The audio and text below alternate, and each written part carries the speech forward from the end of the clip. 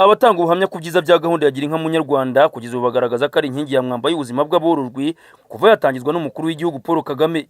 Abenshi mu bahawe izo nka barimo imiryango ikennye, imfubyi n'abapfakazi n'abacitse ku icumu rya jenoside yakorewe abatutsi bari barigeze gutunga inka zikaribwa n'intera hamwe n'abayijanditsemo muri icyo gihe kibi. Bamwe muri bo izo bagabiwe zarabyaye baroroza abaturanyi babo, kandi ngo ubuzima bwarahindutse ku buryo bashimira abatekereje iyo gahunda. Iri tungo nyakubahwa Perezida wa Repubulika yaduhaye yatuvanye hamwe ritugeza ahandi.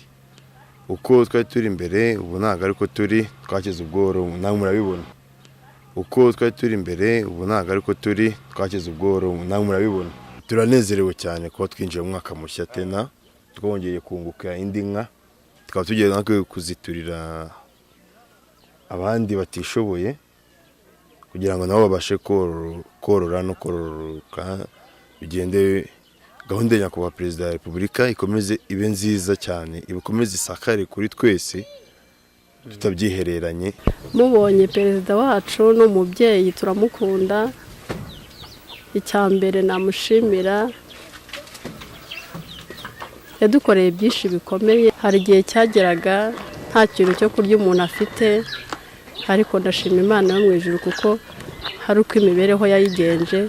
Na ziriya nkoko nazo nizo twakuye mu aya mata, ubwo hari aho twavuye hari naho twageze. Mu gushyigikira iyo gahunda ya Gira inka, itorero ADEPR mu Rwanda ryateguye igikorwa nk'icyo cyo koroza imfubyi n'abapfakazi babahoze ari abavugabutumwa baryo bakitaba Imana, ndetse n'abavugabutumwa bageze mu zabukuru mu rwego rwo kubashakisha neza.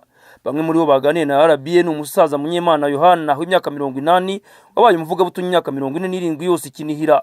Naho nisubije rya wo mu murenge wa Kivuye mu karere ka Burera, ababyeyi bishwe n'abacengeza ari uruhinja. Gukorozwa inka kuri bo ni izindi mbaraga. Bitwubatsemo izindi mbaraga mu gihe tugeze mu kiruhuko cy'izabukuru. Twajyaga tubyifuza ko byaba, ariko ntitubigereho. None abadusimbuye ubu ngubu bo babigezeho.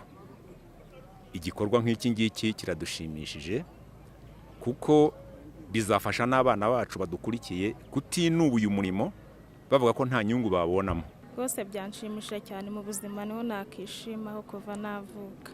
Nanjye naje kumenya ubwenge nsanga ababyeyi banjye ntabahari, barishwe n'intambara y'abacengezi. Iyi nka ngiye kuyorora, ndabizi neza ko izamfasha muri byose kandi nzatera imbere. Umuvugizi w'itorero ADEPR mu Rwanda akaba n'umuyobozi waryo Musenyeri Sibomana Jean ashimangira impamvu kwita ku bafite ibibazo bigomba gushyirwa mu ivugabutumwa rya buri dini n'itorero. Yemeje ko biteguye gukomeza koroza abaturage no kubafasha muri gahunda z'ubwisungane mu kwivuza. Ibyo bakaba bavuga ko bagiye kubikomeza ku ivugabutumwa ritagira ibikorwa nta mumaro. Ariko hejuru y'iryo jambo ry'Imana tuvuga rigomba kugira n'ibindi ibikorwa by'urukundo. Niyo mpamvu rero tuvuga tuti ivugabutumwa rigomba gushyigikirwa n'ibindi bikorwa by'urukundo nk'ibi ngibyo, kuremera abantu, gufasha abatishoboye kugira ngo nabo imibereho yabo irusheho kuba myiza. Kuko byemejwe na Pastor Sebadende Emmanuel uyobora ADEPR mu Majyaruguru, ku gahunda yo koroza inka abaturage bazakomeza kuyishyira mu mihigo yabo ku mwaka utashye kuko ababoroje zabateje imbere. Bavuga ko iyo gahunda yatangijwe n'umukuru w'igihugu biteguye gukomeza kuyimushyigikiramo kuko izamura abakristo babo yamaze kugezwaho. Twishime Jadofis mu karere ka Musanze.